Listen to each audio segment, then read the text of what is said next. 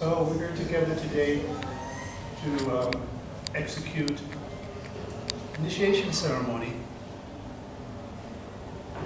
Diksha. Significance of this formality of Diksha, and is translated by Prabhupada as initiation.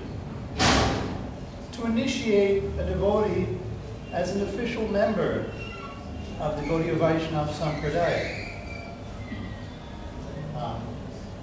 Where anybody can worship Krishna.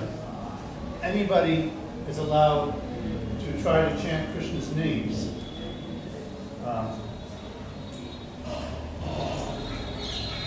Viguvada Naramatram Tadayet Krishna Nama. The holy name of Krishna will save, it will deliver any human being who chants it. There's no anyone who's disqualified who's a human being from chanting Hare Krishna. But if a devotee becomes serious, there's no reason why he or she should not want to be officially recognized as a member of the disciple succession of devotees coming from Chaitanya Mahaprabhu. In Diksha, we also receive the mantra for worshiping the Supreme Lord. Again, you can, on your own, try to worship Krishna. But Krishna is not pleased by independent attempts at worshiping Him. He wants to see us worship Him through serving His devotees and through taking their guidance.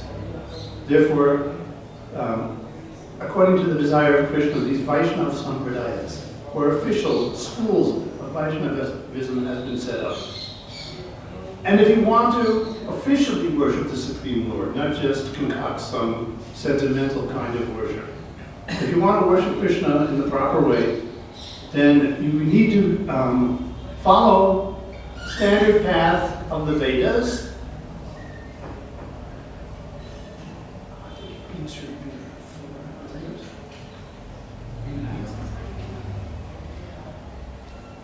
Or, Narada Muni has mercifully given us the Pancharatrika path. Even if we're disqualified by a low birth, we can receive our mantra through the Pancharatrika. But if you want to properly worship the Supreme Lord Vishnu, you have to receive the mantra. And you have to receive it properly through the Sampradaya. Sampradaya vihina ye mantraste nishpalamata. If you don't receive the mantra officially by initiation in one of the four authentic Vaishnava Sampradayas, then don't expect to get any real benefit from your chanting. So this is what we're doing today is second initiation. 3 devotees here. My 2 disciples, my disciple Devendra Shastana. After 1 year, he's now receiving second initiation. Mother of Rajalaxmi, who was initiated by Tamal Krishna Maharaj in 2002. 1992. Long ago. And now he's getting second initiation. Amsaracharya Prabhu is already second initiated. Devendra Maharaj, but he never sat at ceremony at the fire sacrifice. This is not actually just Brahman initiation. Being recognized as a Brahman and getting the Brahman mantra, the Gayatri mantra, is just part of this procedure.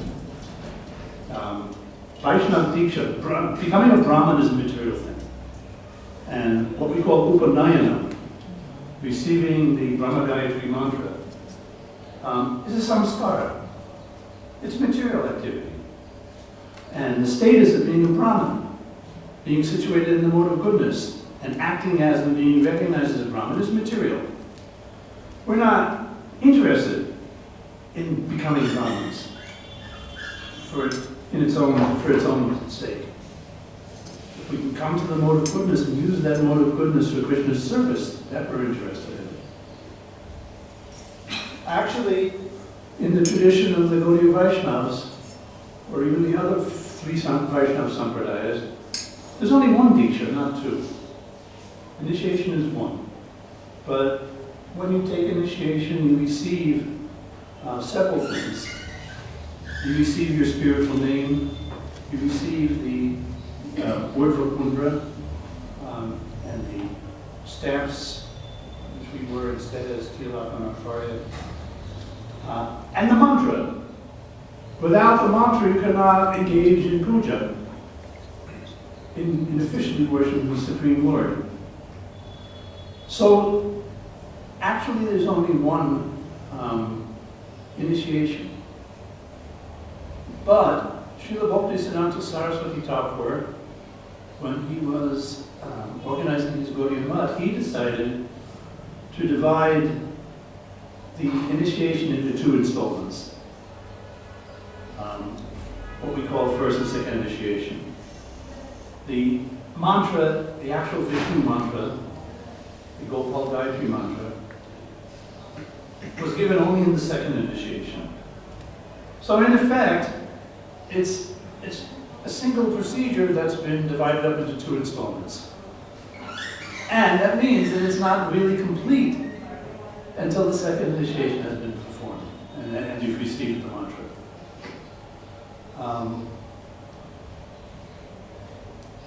I presume that Bhaktisiddhanta Saraswati Thakur, considering the situation of the modern world, thought it wise to delay giving the mantra until the disciple had a chance to mature, and then the second initiation recognizes that an actual serious relationship has developed between the guru and disciple.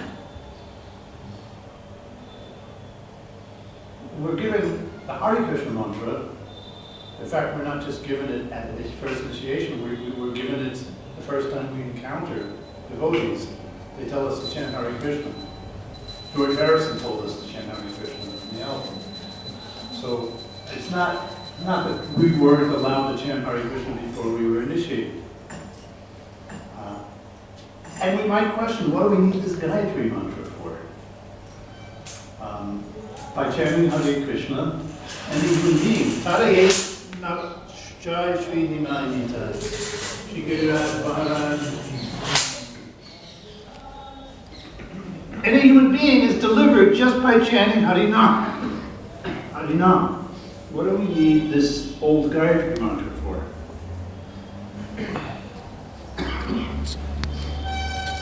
Strictly speaking,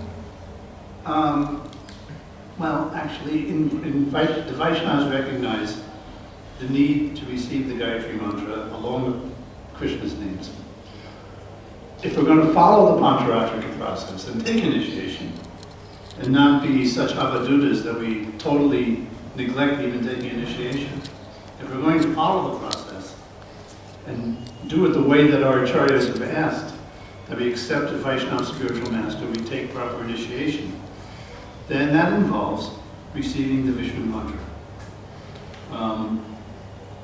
Most of the Vaishnavas in all the four Sampradayas, well in our Sampradaya, most of the Vaishnavas are receiving the Gopal Gayatri mantra in one of its forms, in which we worship Krishna in Vrindavan.